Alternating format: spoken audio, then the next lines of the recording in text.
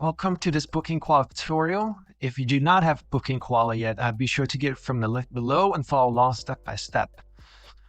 Also, if BookingKoala is still too complicated for you to use, we do have our own cleaning business software that's similar to BookingKoala and is much simpler to use. It's called Clean CRM, K-L-E-A-N CRM.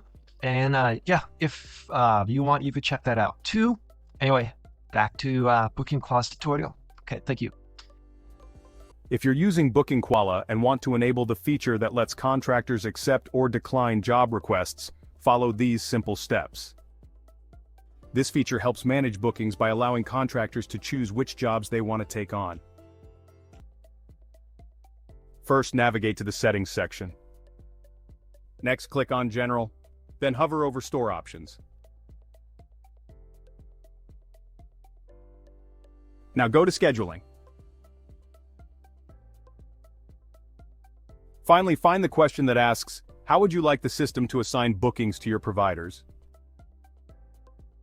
Choose the option Accept or Decline. Now, when you choose Accept or Decline, you can set how long the provider has to accept the job before someone else is notified. In this section, enter the time in the hours and minutes on these boxes. After making your changes, don't forget to click the Save button at the bottom right of the page. By following these steps, you can easily set up the Accept or Decline feature for your contractors in BookingKoala. This will help streamline your booking process and give your contractors more control over their schedules. Okay, that's pretty much it for this tutorial. If you liked the video, be sure to give it a thumbs up. And these videos take a lot of time, so if you do appreciate the content, be sure to subscribe and hit that bell so we can reach more people.